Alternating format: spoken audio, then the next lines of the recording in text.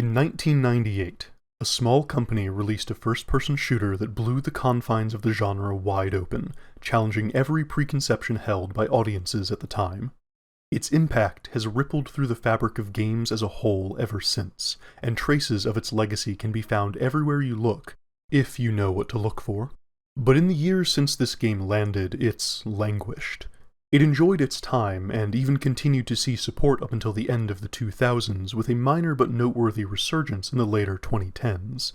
Now it's a specter, haunting video games and those who play them, causing people to look over their shoulder and wonder when, if at all, it'll be back. But what was this mystery powerhouse of a video game? Who am I kidding? You saw the title, you know it's Half-Life.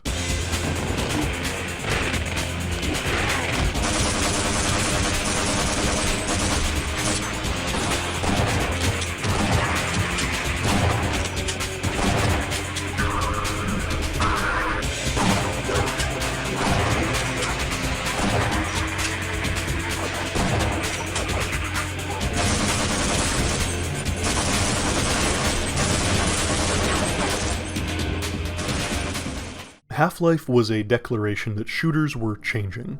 What may have started as a collection of high-octane room-clearing splatterfests was evolving, gaining coherent themes, making points, taking every lesson learned in the short 6 years of the genre's life and actually doing something with them. And like all good students, it looked outside the field for more inspiration. Like Die Hard did for action movies, Half-Life brought the perspective down to someone we could understand, away from the absurd power fantasies and larger-than-life personalities featured in Commando and Rambo, away from Doom and Duke Nukem. Gordon Freeman is a man like any other. Job, theoretical physicist. Age, 27, and currently late for work. Half-Life creates a world before it destroys it. Through Gordon's eyes, you get to see the up-close and regular, not just what other games would keep as set dressing. Those control panels in Doom don't mean anything. The connective tissue of the slipgate bases at the start of each of Quake's episodes don't have any real context. And even the lauded interactivity of Duke Nukem 3D's CD Los Angeles is just there to create a vague pastiche of the familiar. It's all enough to ground yourself with, but it isn't the focus. It's not what the games are about. Half-Life is about the Black Mesa Research Facility, and it's about how it goes wrong. It invites you in, then smashes a chair over your head. The game's lengthy setup cleverly fast-tracks you into the mindset of someone who's been here for years. Security guards and scientists call out to you, greet you by name, and even react to your little antics. Most of the simulation results are what are you doing? you know? And then it all comes crashing down, quite spectacularly. The Resonance Cascade is an impressive reel of late 90s computer graphics, very exciting and tense. It does a lot to set up the strangeness you'll be facing off against in just a few minutes, but there's something small I'd like to point out. Half-Life could not happen without Gordon Freeman. The experiment has waited for him, for you, this entire time, and will continue to wait if you do nothing. Despite the effort to quickly build this world, there's nothing to convince you it can exist without the player.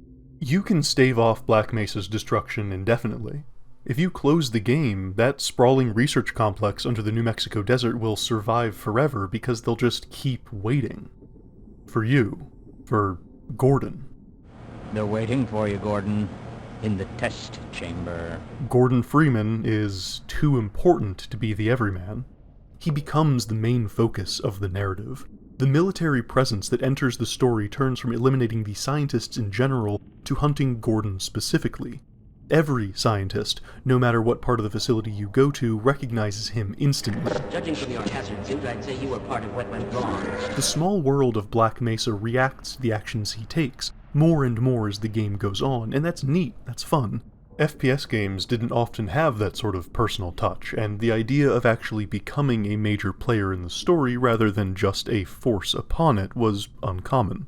But as a result, it loses that grounded focus somewhat quickly. Gordon becomes the star, and Black Mesa stops meaning quite as much. Freeman, I've been waiting for you. Now, I'm not here to say that Half-Life is a bad game, not at all. I don't personally like it quite as much as some other people.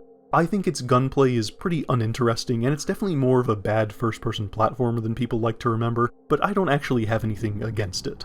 It's a fun game and good at what it does. Its place in history is obvious and very much earned. It's purely a matter of personal taste. I just think it's a shame that it gets the sole credit for a lot of things Unreal did 6 months earlier.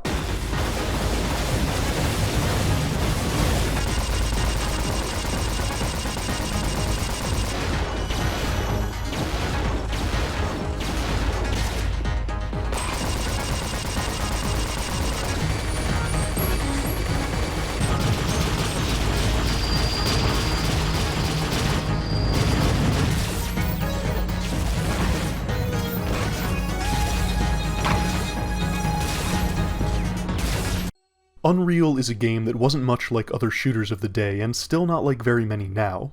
It's a game set in a living, breathing world with distinct cultures and factions. It's full of details that tell a story without ever saying a word, and that weave together a rich, tangible history that stretches out far behind it.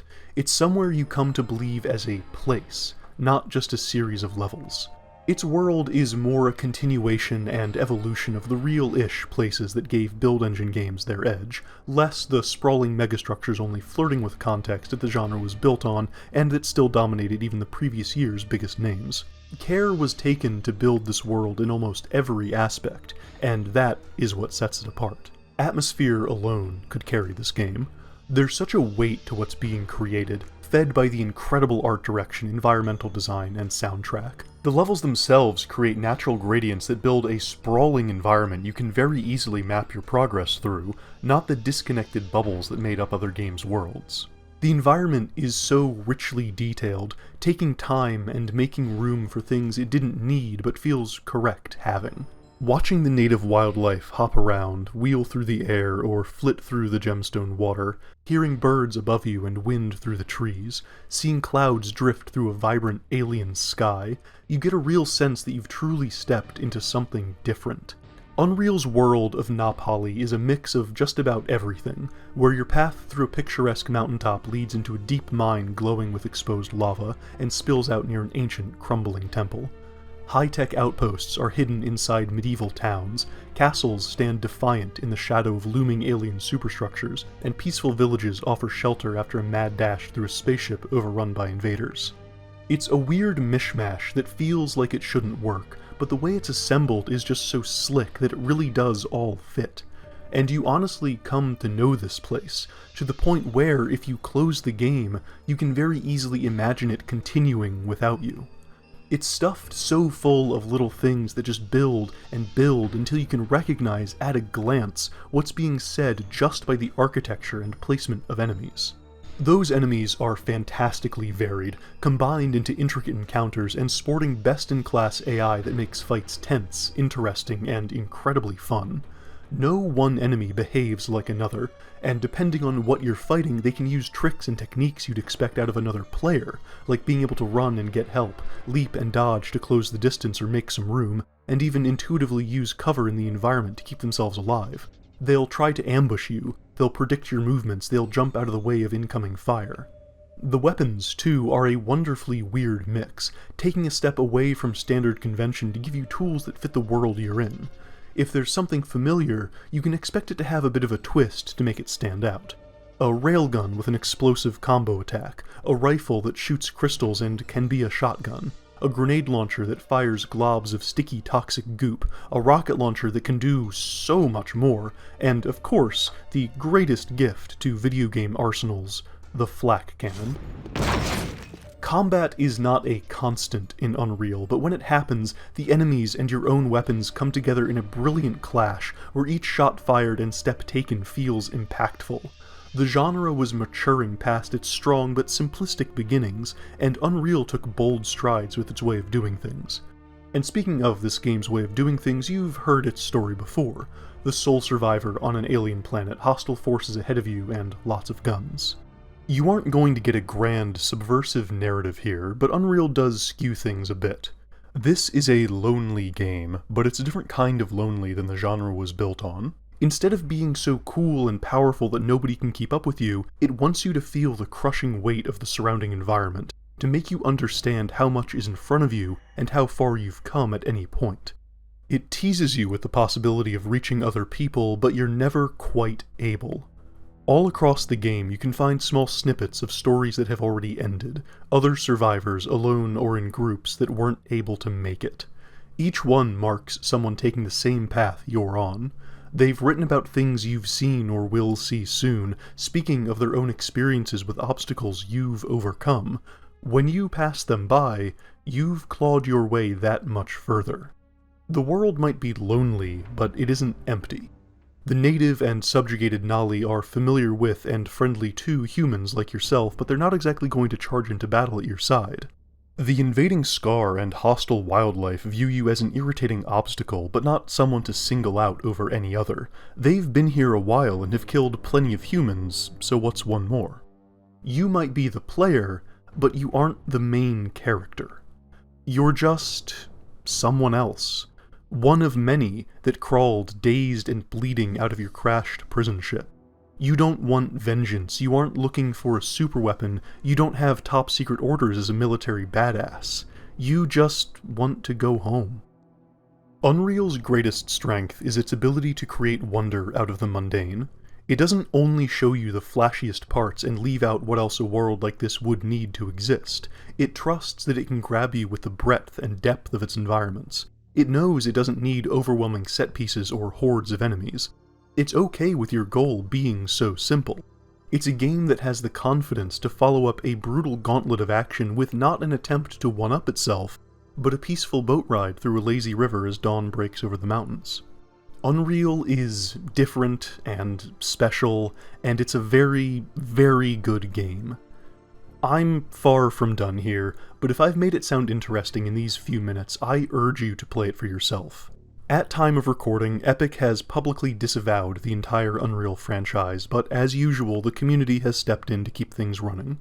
Old Unreal, a team dedicated to preserving these games for nearly 2 decades at this point, have received official recognition and permission from Epic themselves to create an installer package and host it on the Internet Archive. It gets you the full game with their latest patch to make sure it runs nice on modern systems with some bug fixes and quality of life features included. And while Unreal may have been a system tester in '98, these days you can get it working on pretty much anything with a screen. Grab the link from the description, and if you want to leave now to go give it a try, I fully support that. But if you'd like to stick around, then let's go back to the beginning, to the moment you groggily push yourself off the floor of a prison cell, quite a bit more than halfway dead. There's no flashy cutscene or dramatic voiceover. Nobody comes to rescue you or shove a gun into your hand. All you get as you step out of your cell is a number. Prisoner 849 escaping. Prisoner 849, the last one off the boat, left behind unconscious and bleeding out as your fellow prisoners and wardens alike fled a crashed ship.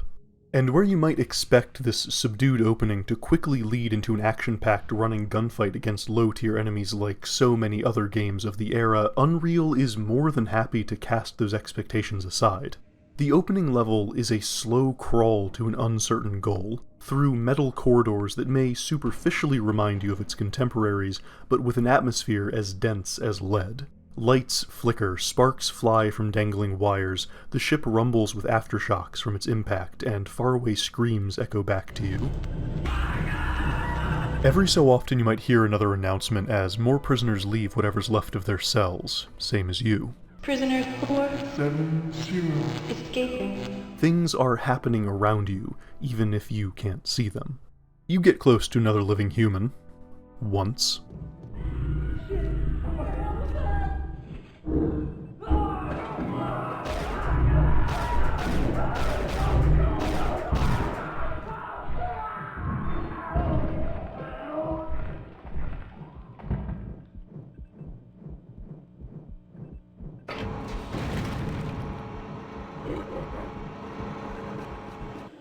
That brief glimpse matches another you may have spied through the fog of an air vent you crawled through earlier, but there's still no encounter, even if you're sure you're not alone in here. And where is here, anyway? Enter the Universal Translator, a little PDA that'll give a friendly chirp whenever you come across readable text. Unreal's version of text logs is 1 or 2 sentence snippets of status readouts, casual musings, or other details that just expand on the world and people you find. Through them, you learn that you're on the Vortex Rikers, a prison transport vessel headed to a penal moon and caught in an unknown planet's gravity well after a course adjustment. Screens scattered around tell the same story, as well as telling you that the environment is pulling its weight when it comes to the quieter narrative. The journey through the ship is a short one, but you'll leave reasonably well equipped if you take the time to do a bit of exploring. A weapon you can't miss, health dotted around, and a suit of armor in a storage area. The Vortex Rikers isn't the biggest level, but it does a good job showing an elevation of the common sci-fi environments of the time. Colored and dynamic lighting were one of Unreal's big claims to fame, and they're both on full display here. I love how unapologetic the game is about throwing these splashes of color around. It should be gaudy, and maybe it even is, but it's such a bold direction that it really makes Unreal's visual design its own unmistakable thing. And for as wild as the lighting is, the environment strives to be a little more grounded. It's not perfectly realistic, but there's so much of an attempt to immediately convince you that this is a place, not just a vaguely place-themed level. There are little touches with the layout and the incidental details that do a lot of work to create something recognizable. And then, after dropping through an emergency escape hatch, you're in the next level. Nylev's Falls is a gorgeous zone, a wide-open space under a daytime sky with birds wheeling between towering, craggy cliffs. Tiny critters hop along the grass beneath your feet. Flies will swarm around you if you stay still too long. Trees and ferns are dotted around between massive boulders, and off in the distance a distinctive shape rises above the rest of the mountains. Just off from where you start is a small house. With that alone, you know this planet is inhabited. By the strange things you saw on the Rikers? Maybe not. A text log on a human corpse hints at another enemy that doesn't match what you briefly saw, but another body mentions a Scar vessel. A name for your enemies, and a glimmer of hope for a way home. But again, you're seeing the aftermath. Some health, flares, and a new weapon are all you'll find. Scavenge some extra ammo for it in this pond, maybe get nibbled on by the fish. Back around the ship, near the furrow it plowed into the earth, including this delightful and unnecessary detail of these planks situated to create an easier path up, you learn that you're actually at the top of an absolutely massive cliff, and you can see down into a lower area. The falls the level's named after roar across the gap, spilling down into a deep lake. The tension of the first level has melted away into a calm, still scene. You have endless time to wander around and look at things. Even the music is a surprise, a peaceful blend of synth strings and drums, so far from the rock, metal, and techno that the genre might have you expecting that it legitimately feels alien.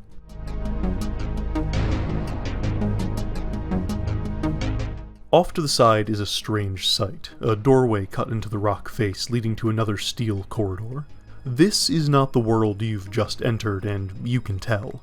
If you can't, it becomes obvious as you round the corner and have a human body thrown at you, followed by a barrage of rockets.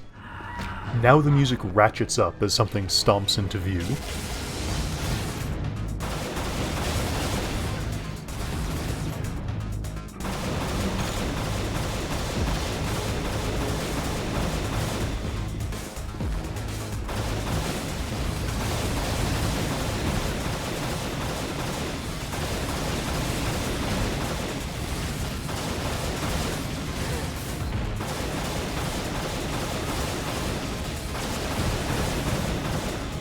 Hardly the lithe, quick forms you saw on the Rikers. Once you deal with them, and a few extra, you'll come across an open area and more native creatures of the world, though not quite as peaceful as the rabbits and birds from earlier. You'll also find that you're already at the end of the level. Wait, what about that lower area? Nylev's Falls is a large level, deceptively so. The main path from start to end is pretty short, with only a few enemies on the way. So what if you went exploring? Take another route through the storage area to grab some ammo, then go back the way you came, take an elevator down, and you're at the base of the cliff. A house is down here, occupied by a four-armed alien meditating over the body of another crewman from the Rikers, with bandages nearby. The story is obvious, and his journal gives a small glimpse into his thoughts on the matter. Angry gods and the Temple of Chisra might stand out. The detail crammed into these houses is so charming. Proper logs in the fireplace, an actual chimney around back, pots, crates, and little chairs. It's all in service of building a large world out of little touches and small stories. Another spread across the level is a pair of brothers that have been separated, each who met an end apart from the other. The fact that details like these can sprawl outside the confines of the critical path is one major part of what makes Unreal's world feel so alive. Don't get confused, the game is still linear, Each level only has one entrance and one exit, and you can't go back once you've entered a new one, but there's an added breadth to them that will give you more if you decide you want to go looking. This level of care remains even as you find yourself leaving the open areas behind for smaller, artificial structures. Rajagar Mine is a claustrophobic mix of stone and steel, with a few rivers of lava to spice things up. It's also your first look at what you'll come to know as scar architecture, or scarchitecture. Heavy, angled, with exposed wires and boldly colored lights. At the start here, you go through a small interstitial area that acts as a way to connect this map's concept with where the last left off. Part of that requires you to disable a force field leading into the rest of the complex.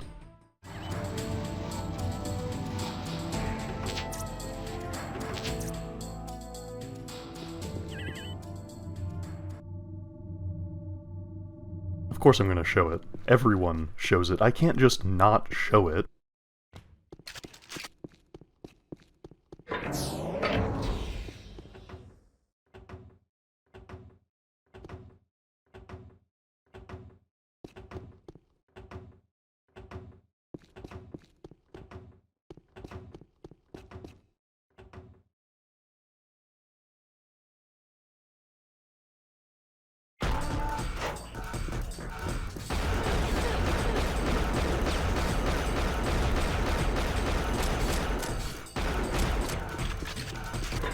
It's such a simple sequence, but so good at building tension.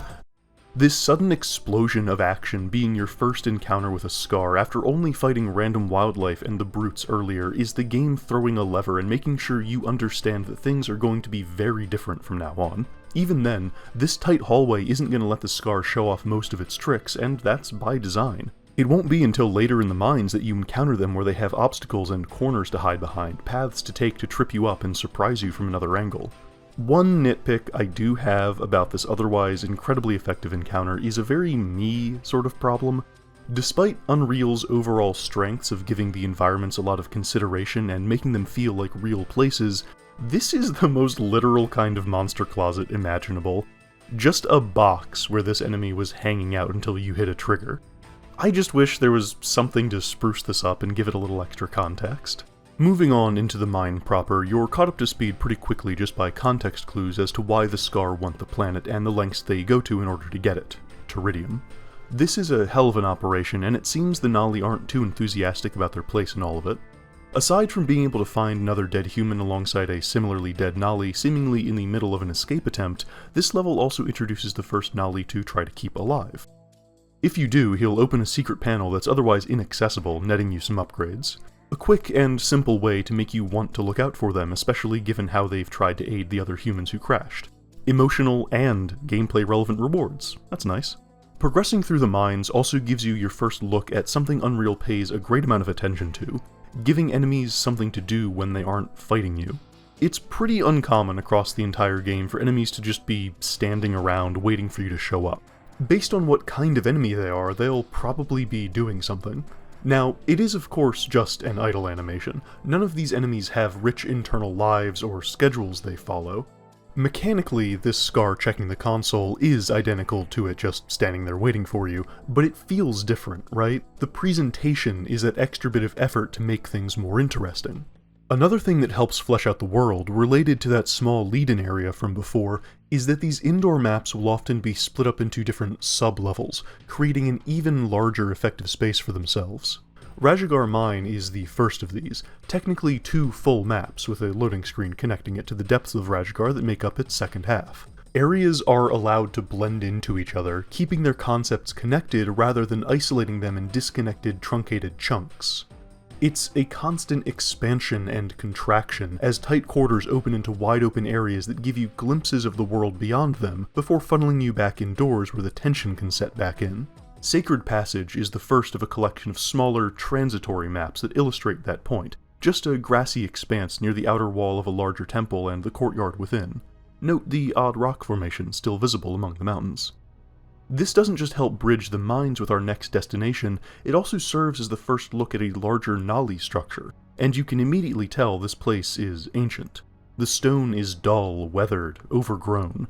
Some cryptic messages and a simple but effective filling of this pool later, and it's on to the inner chambers of the Temple of Chisra, the Na'vi water god.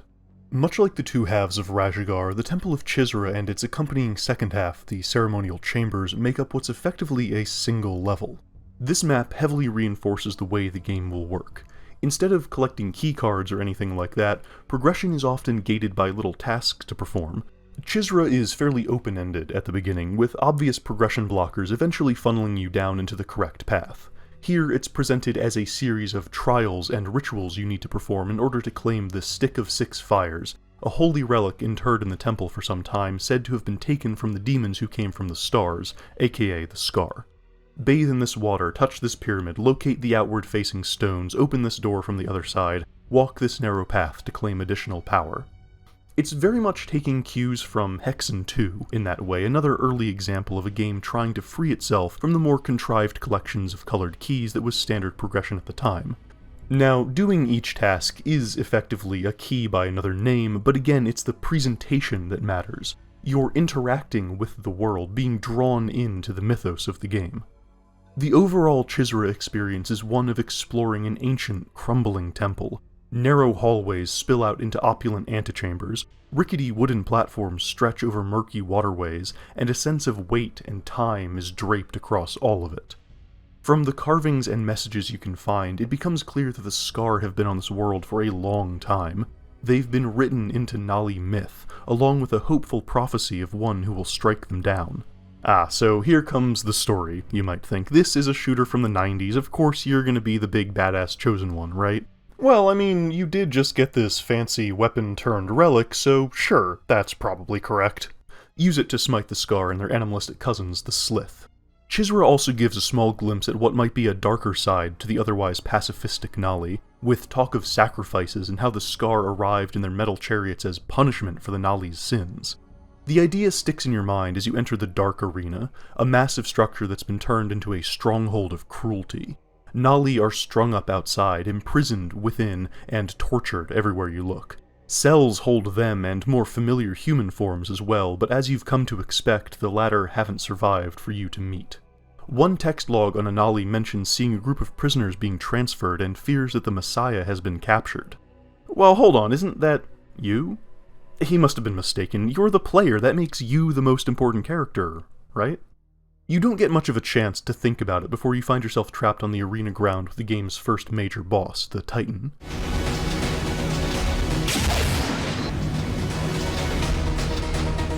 Your new relic makes easy work of it, then it's out to Horobid Village, another peaceful interlude. Much like Nylev's Falls, you can just go right from the start to the end without any trouble, but if you let your curiosity take you to the houses off to the side, you can find a note about something hidden in the abbey further onward, and so you go. One Nali is happy to help a face he figures has a good chance of being friendly, and opens a secret passage that leads you to an incredibly powerful weapon. This is just such a well-done little section. The level's short no matter what, but if you make the decision to engage with the world, to accept its invitation to wander around, you get a great reward. If you don't want to, no big deal, it won't waste your time. You can find this again later, no problem, but getting it now requires you to meet the game on its own terms and exist in the world it creates. But no matter if you do or you don't, your destination is the same, the foot of a mountain where another large structure looms.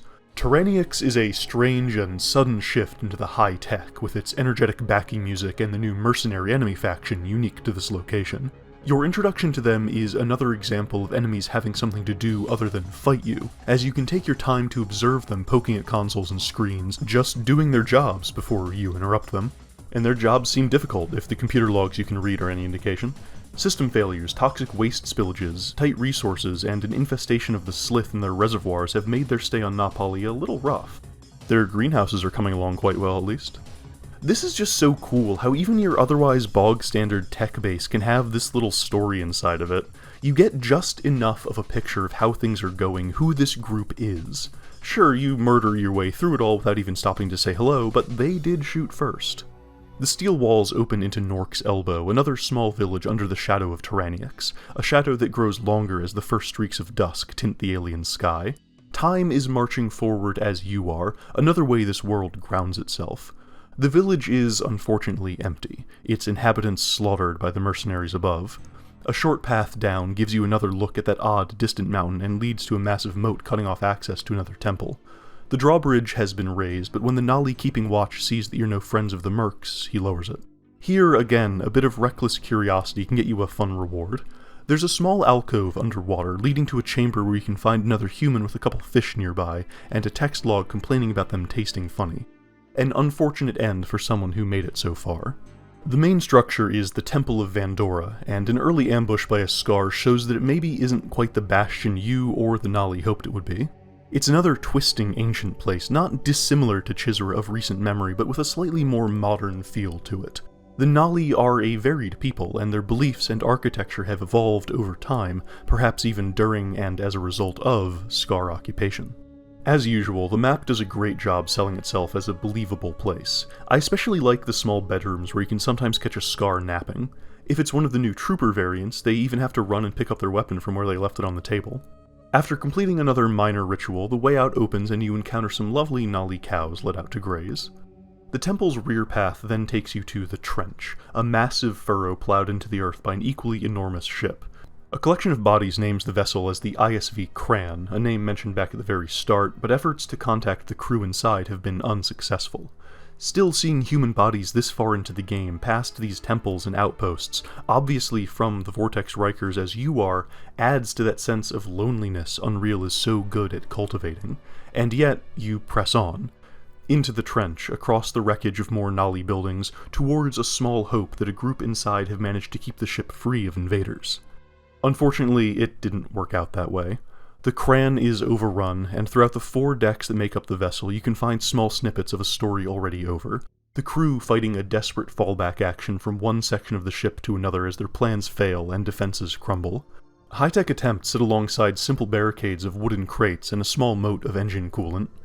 Out-of-the-way hiding places have been found, their occupants left to rot. And even the final barrier, a force field the Scar haven't managed to disable, has bodies visible behind it. Occasionally you can even hear human screams in the distance, but how much do you really expect to reach them at this point? There's a great detail here of being able to walk in on various Scar trying to get the computers to cooperate, only to be met with an incorrect password error. And really, the ship as a whole is such an interesting bit of level and environmental design. Even if it lacks the incidental clutter of the more Nolly-focused areas, the place is very well realized with maintenance ducts, crew quarters, repair bays, generator rooms, cargo storage, and even this research lab where they've got some weird bloblets. It's in service of a collection of tasks that has you running all over the ship, trying to get to the bridge by dismantling the very defenses the crew put in place to keep the Scar at bay. The Cran is very cool conceptually and has a lot to offer the overall narrative, but unfortunately, even after playing this game a dozen times or more, I just can't decide if I like it or not. While the environmental design is overall strong, it suffers from a noticeably samey color palette, and despite individual rooms being unique, there's just not quite enough to separate one major area from another. There's also a real lack of enemy variety and an above-average enemy density that feels out of place. So far, Unreal has been relatively light on combat, preferring to give the player smaller, faster encounters in interesting spaces. The Cran is more of a gauntlet. In some places, quite literally a mad rush of enemies dropping out of the ceiling or sprinting in from around corners. Narratively, it makes sense. The ship is overrun, and it's supposed to be a slow grind through hostile territory. I don't dislike the intent, but overall there's a poor sense of escalation. You have a massive ambush dropped on you right as you get in, and then it's more of those same 2 enemies in very close quarters for 3 entire maps. A bit more restraint on how often you fight, a handful of brutes to break up the monotony, or both, would have gone a long way. Regardless, you leave the Cran via an emergency teleporter, one of the very few instances in the game where one level doesn't blend seamlessly into the next, though it's not a particularly long leap. You've only moved a couple hundred feet down, with the Cran's bow jutting out over another small Nolly village. Among everything else, you left the ship with one interesting piece of information. The Cran's sensors detected an alien ship entering and leaving the planet's atmosphere, along with a mothership landed further to the north. Considering every other ship you've come across has been wrecked, something that can fly sounds like a way home. Spire Village comes and goes pretty quickly, unless for some reason you want to fight this handful of titans with all the ammo you don't have after the Cran. Take the chance to poke around the houses if you want, then run on to the next big location. And what a big one it is. The Sunspire finally stands before you. That massive pillar of rock, always off in the distance, is now just a short walk away, past the sign proclaiming it as a place of peace and rest.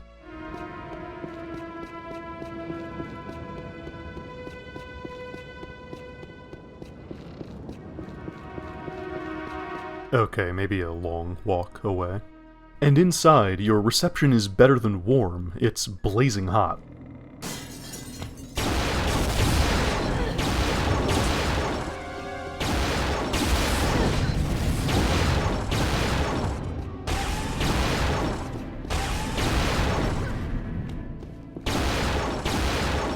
Overall, the Sunspire maybe isn't the most engaging level. It's cramped despite its size and easy to get turned around in. The aesthetic of the place is well represented, though maybe to its detriment, and I can see why someone might be unimpressed. It feels too close to what was just recently weighing the Cran down, but I honestly do like it better here. There are a lot of places to go, and in typical Unreal fashion, many of them aren't necessary for progression and just exist as neat things to see and opportunities to find some goodies. There are also more than two kinds of enemies making up better planned encounters, which helps. The Sunspire's dense, overlapping nature also means there are different routes to key areas and a reasonably quick path to the end if you aren't interested in sightseeing. Also in the Sunspire are more human bodies, some from the Cran. One has a bitter message saying that their lover Kira was abducted by the Scar, presumably during their raids on the ship. Another story ended before you could hear it. Continue past them up to the top of the Sunspire where, after one final brutal fight, a small craft arrives to lift you even further, above the clouds, to the gateway to Na Pali. Despite the method of travel, you land in a cave lit by the familiar cold glow of Teridium crystals. One of the first things you see is a pair of new enemies shoving a helpless Nolly off a cliff, so it's obvious where things stand. These are the Crawl, and you'll be seeing a lot of them from now until the end of the game. As you make your way through the tunnels, you can catch glimpses of the outdoors and a better look at where you are, the underground, if it could be called that, of a floating island, with more off in the distance. A beautiful sight, but nothing compared to what waits on the surface of Nolly Haven. This level is, without a doubt, my favorite of the entire game. This small hamlet on top of a floating chunk of rock represents everything Unreal does best. Art and architecture, level and encounter design, atmosphere and detail, it's all top-notch. The place is locked down tight, so you crawl across every part of this little town, going from street to street, building to building, pulling levers and opening up new paths, looping back on areas you've been before, really giving yourself a tour. And there's a ton to see. Small farm plots, grazing areas and stables for the Nolly cows, an aqueduct and reservoir, a gorgeously detailed tavern, and plenty more. It leaves you wondering, if all this is here, what else could be over on all the other islands? Just like with the stories told in the text logs, the effect it has on subtly expanding things is enormous compared to how much effort needed to be spent doing it. Sure, those aren't real places, you can't go there, but they let you know that there's so much more to Na Pali than the levels you play through, that this is just one small part of a vast world.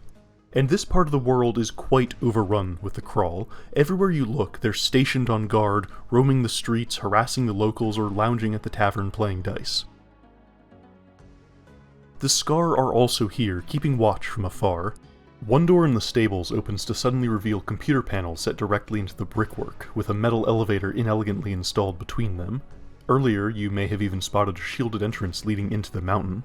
Na Pali is being dismantled and replaced, and the journal entries you can find paint a picture of slow, insidious paranoia, of the Nolly going about their lives knowing something's wrong, but unable to do anything about it.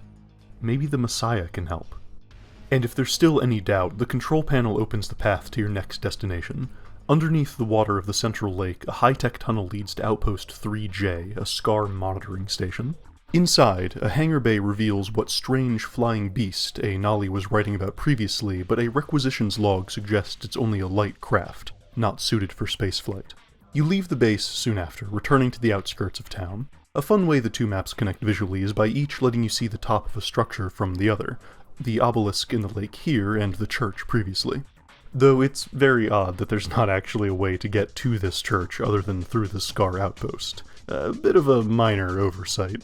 Tricky commute aside, the church has also been taken over by the Scar and left in the hands of their Crawl underlings to keep people away from a cargo transport deep in the catacombs. Securing it opens your way back down to the surface. Here again, I'm not super in love with the fact that you get teleported, but once you get to the main area, there's still a way to orient yourself with the Sunspire in the skybox. And where you end up is Valora Pass, in a cargo staging area where a couple Scar are working. Point out some extra munitions that weren't included in the shipping manifest, then move on to the real star of this small map, the Stone Titan. Unfortunately, there's no skipping the encounter. Personally, I think you should be able to ignore the pickup there and just move on, but the door's locked until the big guy dies. He's a real ammo sink, but if you feel like playing keep away for a couple minutes, you can hit the button to raise the bridge again, wait for it to come back up, bait the Titan over, and drop it a second time. Your first steps into Bluff Ever Smoking take you to the remains of a human party from the Cran, claiming that they've almost caught up to the Scar who captured Kira, that woman first mentioned in a log back in the Sunspire. They didn't make it, but maybe you can. Before long, you stand at the humble entrance of what just might be the game's largest level. Situated atop a rock spire, inside a deep lake and surrounded by soaring cliffs and other jutting crags, this deceptively grand monastery/hydroelectric power plant is yet another beautifully detailed place with a wonderful mix of encounters, plenty of places to explore and things to find, and a great story to discover. You've seen Kira's name a couple times at this point, and she is the focus of this level's narrative, more than any other level has focused on anything. Crawl write about their capture of a human woman, obviously Kira. Nolly write about a breakout attempt focusing on her, putting their own lives in danger to do it. All throughout this massive level, the focus is on Kira. And think back even further than the Sunspire and the Cran, back in the Dark Arena where one Nolly wrote how he was sure he'd seen their Messiah captured. It's not you. It was never Prisoner 849. It was Kira Argmanov of the ISV Cran. But where is she? There's no telling how old these logs or the corpses are, but there's a sense of urgency imbued into this small story. Is there a chance you can finally catch up to another human? One log mentioned Denali helping Kira escape to the monastery's bell tower, and your current goal of routing power to a transport rail means it's your next destination. There's real anticipation on the approach here, knowing that there's this possibility. The elevator ride up feels glacial. The bell above you is ringing. Is someone ringing it? No. The Nolly's prophecy is revealed to have been one of convenience and circumstance. The human they elected as she who would bring freedom to their people and their land has died, alone and forgotten. Knowing that, and knowing what you do of that prophecy, do you dare call yourself the Messiah in Kira's place? You're not fighting for the Nolly. You're a number, fighting alone, only for the hope of a way off the planet. There's a chance you've helped some Nolly as a part of that, but that isn't what you've come here to do. Kira, though, had others looking for her, came to know the Nolly, inspired a small but fierce rebellion, and events relating to her stretch back almost to the beginning of the game. In another game, you would have played as Kira. Or her lover, on his ill-fated quest to rescue her. Maybe the lady who ate the bad fish, or the one guy in Rajagar who holed up with that Nolly. What do you think happened to those other two prisoners that escaped around the same time you did? Any of the other bodies you've passed by could have been you. It makes you feel small, just walking past all these other people you'll never get to meet, sharing in their desperation, their fear, and their hopes for a way back to what they know. All across this world are stories more defined than Prisoner 849's. Another game would have had your place in this world, in this story, be firm and obvious. That story would have been about you. You would have been the main character. But Unreal's main character is Napali itself, and Kira is just one small, short-lived aspect of that character's experience. You're another.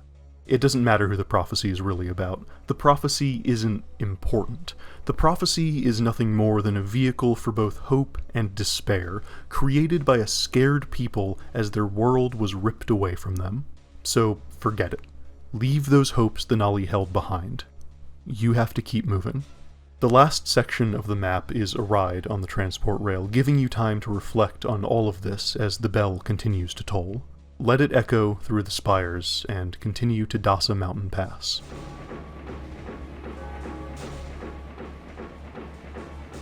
It's a short but strong level, and right at the beginning is another bit of Unreal's best storytelling. The doors open into a massive warehouse, piled high with crates from the Cran, showing just how thoroughly the Scar have been looting the place since getting inside. And as you go forward, another familiar sight appears. Cargo from the Vortex Rikers. While you've been busy, so have the Scar. Time has passed, and the world has moved around you, out of sight. Napali is not a static place, and this illustrates that so elegantly. Beyond the storage area is a gatehouse where you can find some crawl, both on duty and off, spending time accordingly. Also around are some journals complaining about how hard the Scar are working them, and some inter-crawl drama. Clearing the gatehouse wins you away into the cellars at Dasa Pass, a sprawling labyrinth that honestly is not my favorite level. It's so closed off and maze-like, with blocky rooms, big ambushes, being locked in with a boss, hitting switches that affect something somewhere you can't see. It's just a little behind what else Unreal was offering. And just like the Cran, the big gauntlet at the end is robbed of its intensity by the couple other gauntlets that have already happened, though the enemy variety is better throughout and the encounters are definitely more interesting.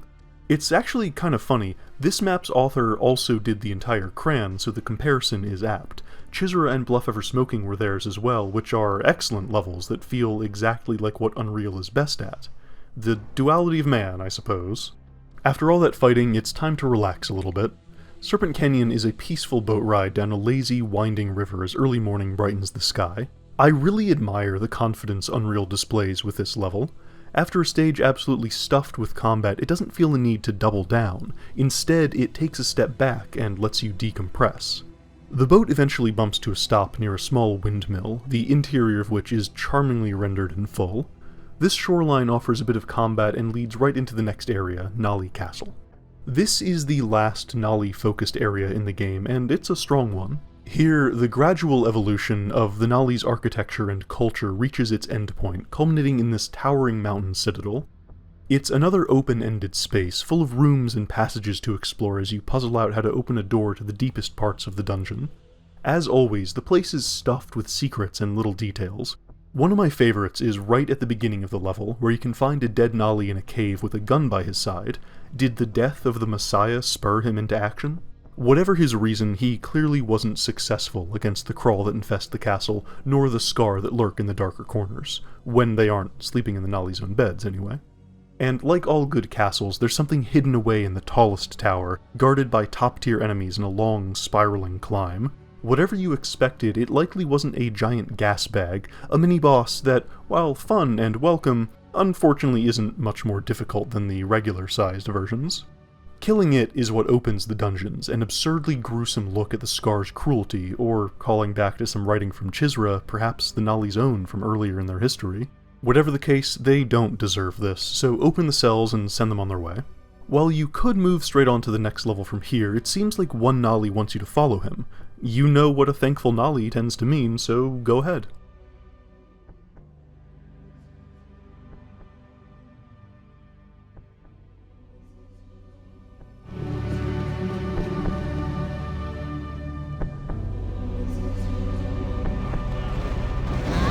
That poor man.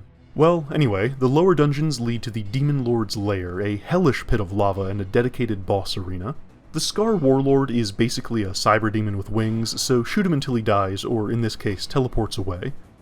You can knock down the stalactite he's standing under for a quick end to the fight on lower difficulties, or a nice chunk of damage on higher ones. The wood and stone of the castle gives way to the cold metal of a Scar storage facility as you enter the Demon Crater. You're welcomed with an initial ambush in the dark, then your efforts to proceed are met with an alarm and a massive response force, revealing this space as an incredibly fun little arena. Getting through it leads to a stunning look at your final destination, the Scar Mothership.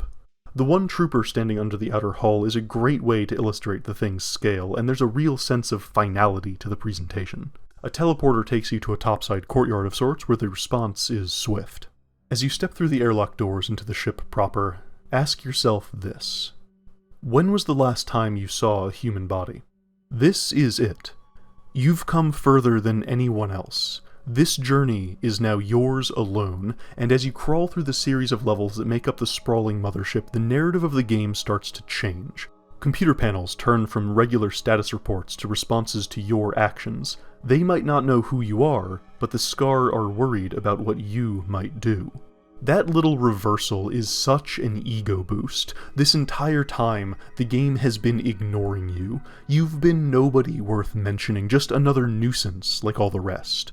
One story among many. The bell tower at Bluff Eversmoking may have been a bitter, humbling moment, showing you the callousness this world holds for your ideas of heroism, but in this last little bit, you do get to be the main character. The Scar don't make it easy. You're fighting the best of the best, and sometimes even better than that. The lab contains experiment logs showing the Scar trying to find new uses for the Teridium they've been mining, and you get to battle the results firsthand.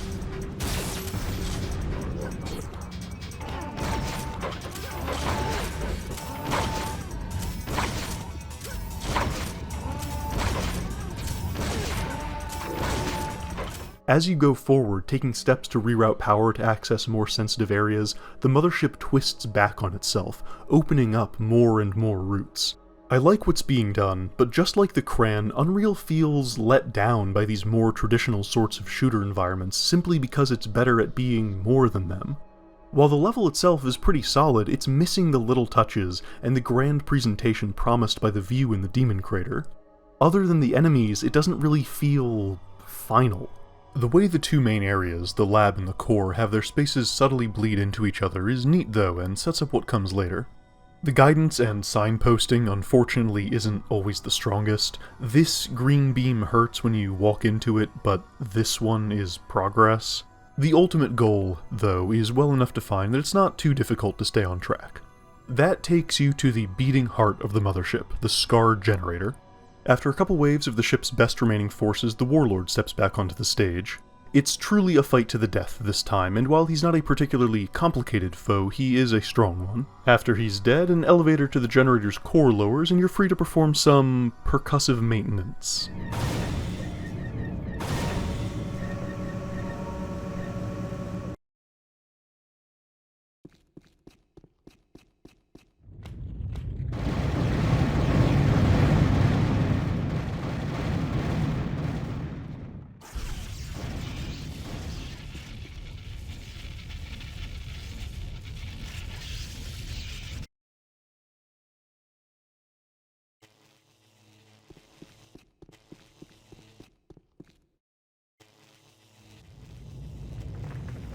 With the power out, the entire ship is back on offer. Some areas are locked off, truncating the first two zones into one, but all the force fields you've seen are now disabled, and unique, powerful enemies roam the ship.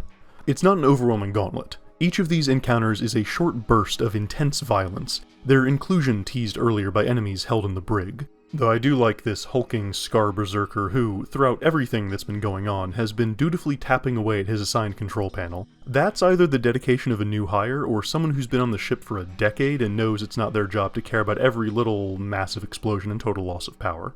After taking one final step to gain entry into the mysterious source, you face the end of the road. Everything you've done here, everything you've learned about this planet and its people, leads to this. All you ever wanted was a way home, and that desire has taken you deep into the bowels of an alien mothership, a veritable fortress that still couldn't stop you. What else, after everything so far, could dare try to stand in your way? It's the Alien Queen. Like from Aliens. Well, it wouldn't be an ambitious 90s shooter if it didn't absolutely drop the ball in the last 5 minutes, would it? I don't love the final boss fight of Unreal. I don't even think I like it. She's just a big monster that teleports around and fires easily avoidable attacks. She has enough health to keep you fighting her a while if you didn't bring some power-ups, but not much of a way to do anything to you during that time. I don't even like the lead-up to the fight, just this weird structure floating in a black void. It's too full of straight lines and sharp edges to look organic, but the texture is trying to make it seem like it is. It just doesn't do it for me. Unreal works best when it's more than what you can get out of other games of the era, and this is exactly what you could get out of them. A boss that doesn't do much, an obvious arena inside a totally contextless location, and the thinnest connection to anything else that was going on. I wish it was better, or at least more interesting, but with the Queen dead and the mothership beginning to crumble around you, one final door remains, and it leads to a wonderful sight. An escape craft primed for launch. All you wanted this entire time.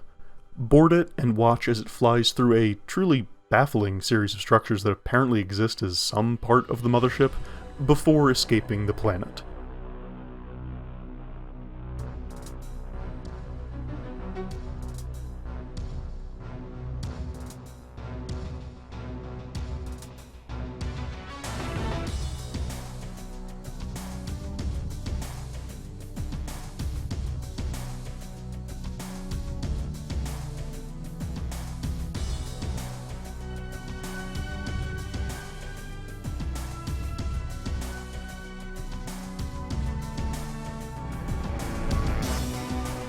Unfortunately, your quest has one last little wrench to throw. The ship's out of fuel and left to drift in orbit. And that's where it ends. Prisoner 849 is won yet again, from freedom to confinement based on an unlucky roll of the dice. It fits the game's overall theme, and I can't imagine anything else working better. Below you, Napali will go on. Your journey has left you with memories of a world that existed before you arrived and will continue to exist without you. Everything you saw is a piece of a history still being written. What lies ahead for it, what the destruction of this mothership means, is uncertain. Have you left the Nali in a better place, or have your actions invited retribution? For all you saw, it was only a small sliver of the larger world, and what lies beyond your path through it is what you're left to wonder about as your ship drifts. The music matches the scene, equal parts triumphant and melancholic.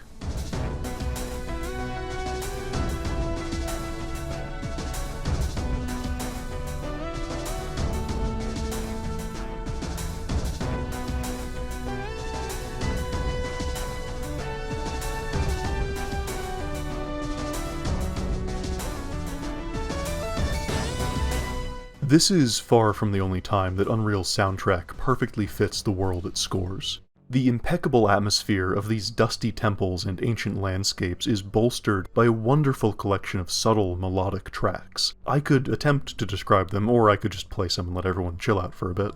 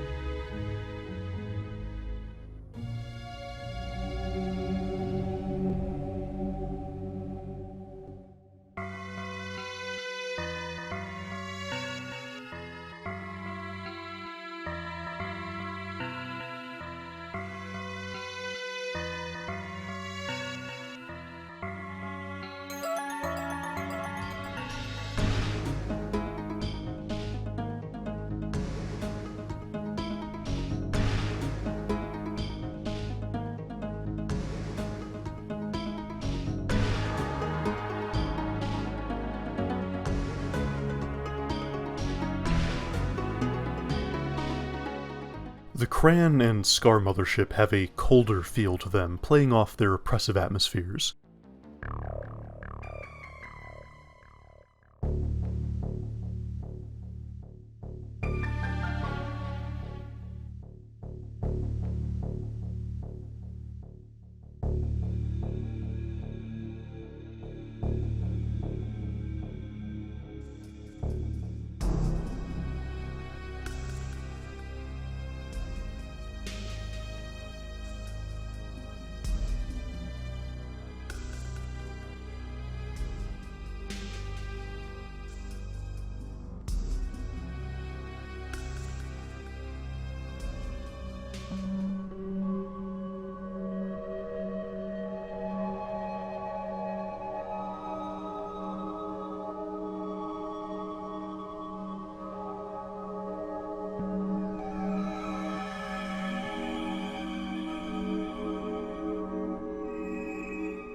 And it isn't just the music that helps build this world, because Unreal's overall sound design is insanely strong. All around Na Pali you can find little ambient noises that'll just briefly catch your ear as you walk by.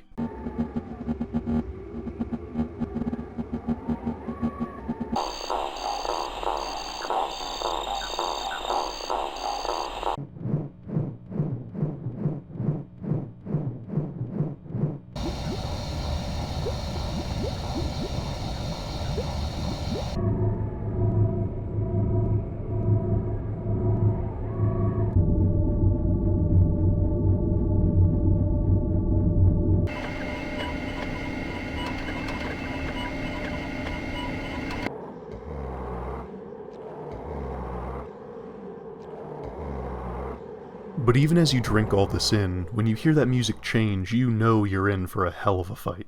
Unreal's enemy roster is varied and impactful, split between native critters and the collected invading forces.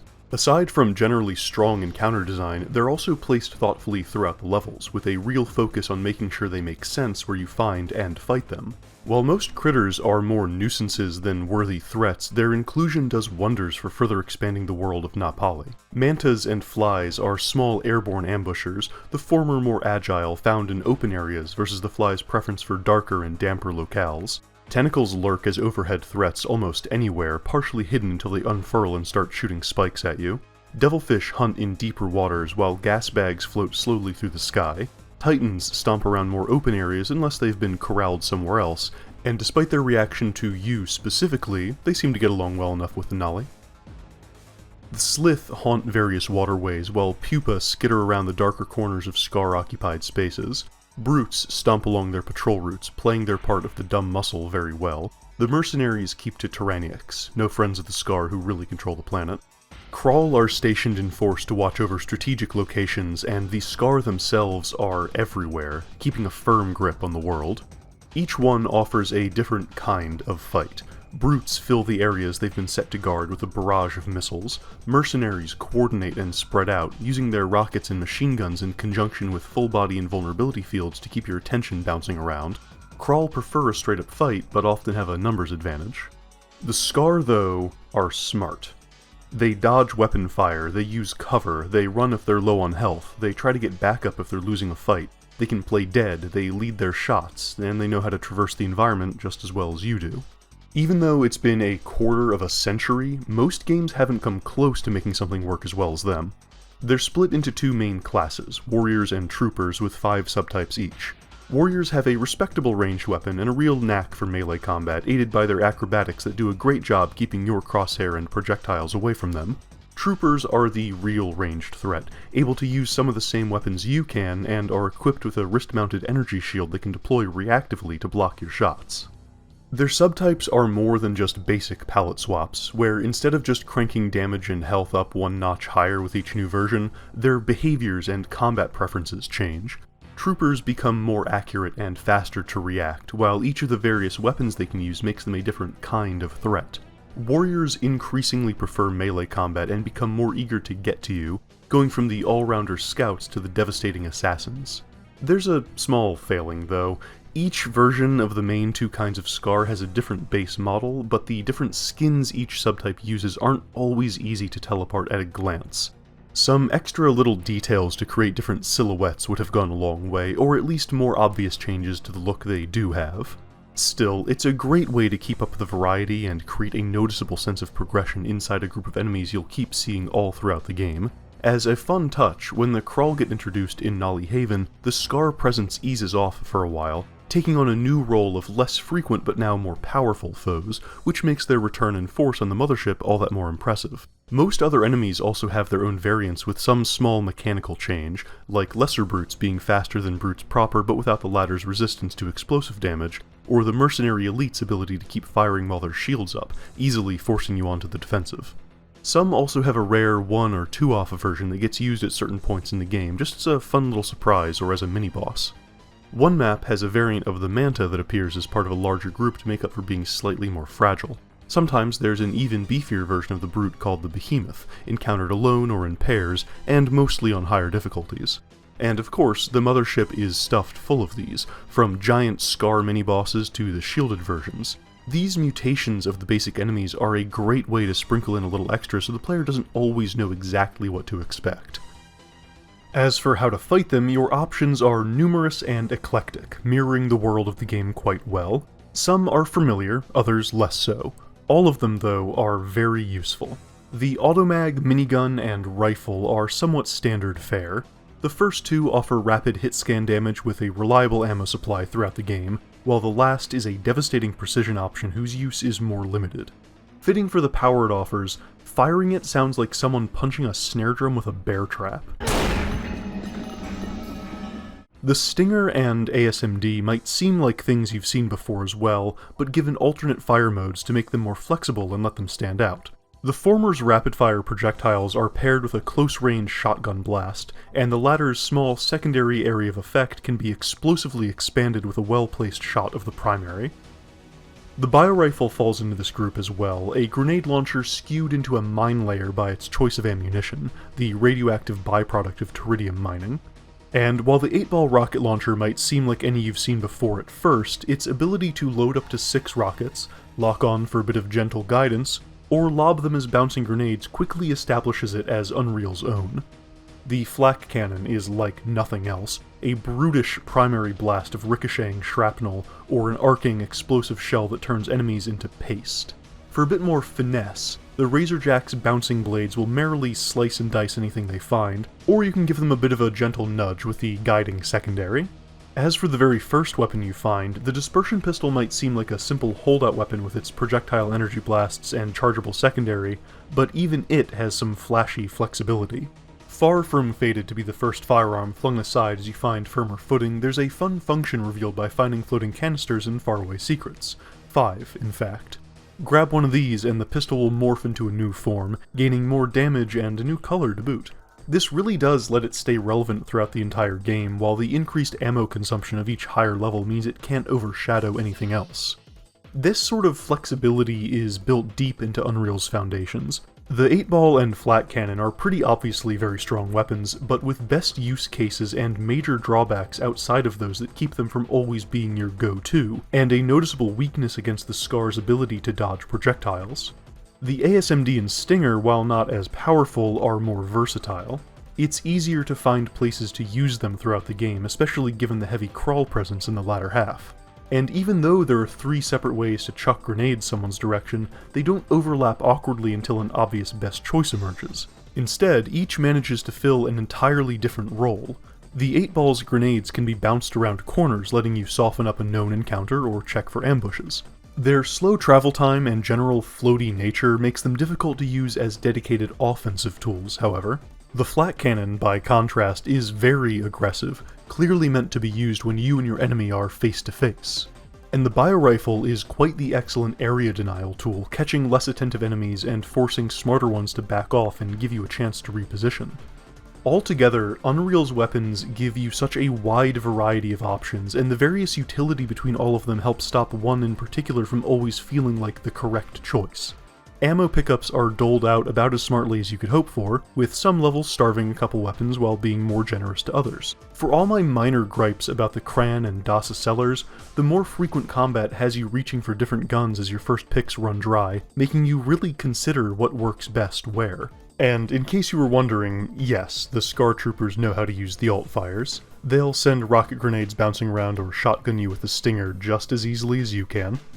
While Unreal isn't as focused on constant combat as most of its predecessors, that combat is still incredibly well constructed.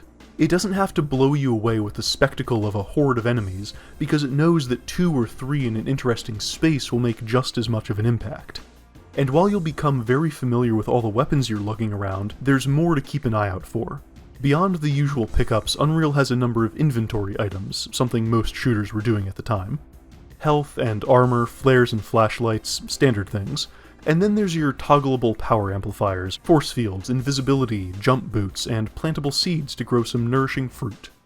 They're not the most impactful, and it might be nice if they could do more in a lot of cases, but they're just some extras if you want to make use of them. If one minor part of the player's secondary set of tools doesn't make the biggest impact, that hardly drags the rest down. And the rest is just so very good. I imagine it's clear by now that my opinion of Unreal is rather high. It's not a perfect 10 out of 10 all the way through. There are some parts that aren't quite as strong as the best it has to offer. But the core is just so solid that any small failings are still surrounded by so much excellent design. The atmosphere is thick and weighty, the history of the setting is vast and tangible, and the future is never quite certain. Napali is a thoughtfully designed world with a story to tell about itself, where your character isn't anyone of particular importance, and where your impact on all the moving parts seems incidental until you prove that you should be taken more seriously. And you prove it by engaging with nail-biting, pulse-pounding combat against some of the smartest enemies a game still has ever had. The reward for that crash of combat feeds back into the calm exploration of the world, a constant ebb and flow that always pushes you further along your journey. A journey that's still so hard to top. A game that's still so unique among its peers. So what happened to it?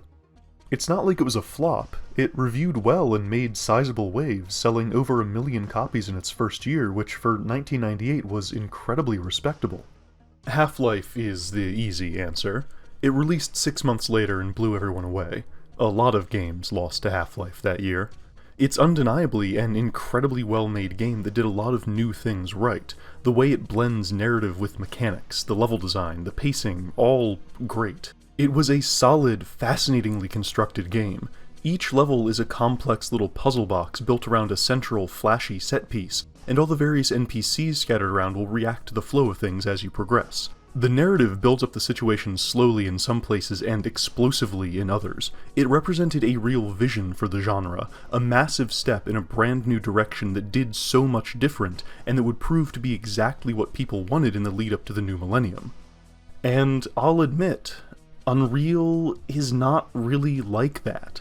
It's a more subtle evolution of what games had already been, still a wonderful and masterfully executed twist on a ton of standard conventions, but maybe, at first glance, too much like what people had known for the past 6 years. Maybe Unreal was too complete in its vision of a quiet, lonely world. Maybe that slower pace and a narrative that put the spotlight on the environment was misunderstood or outright missed. If that doesn't grab someone, if you aren't here for the atmosphere and world building, Unreal doesn't have an explosive new trick to pull out of its hat in the next level. Ultimately, Unreal was a more interesting take on a type of game people proved ready to move on from. But if we're being honest, the biggest hurdle Unreal faced was Epic themselves. A little over a year later, in November of 1999, in what had started as an attempt to fix Unreal's famously broken netcode to satisfy the deathmatch-demanding masses, Unreal Tournament would release as a standalone product. And don't get me wrong, UT99 is an incredible game, but it's not Unreal. It's not a slow-paced, single-player Adventure 3 beautifully realized alien world. It's a blazing fast cacophony of murder sport using some elements of Unreal's setting as a framework to introduce countless others. And that's really what did it.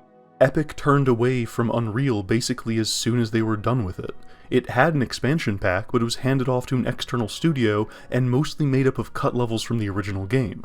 It wasn't even more of the same, because it was leftovers that had been discarded for not fitting what Unreal had ultimately become, or new additions that felt jarringly out of place.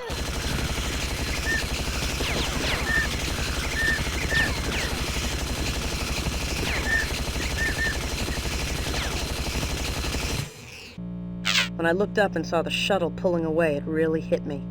I was back. Return to Napali reviewed worse than the base game and never received a follow-up. Despite that, the same company would be contracted to make Unreal 2 The Awakening, which is barely recognizable as anything related to Unreal.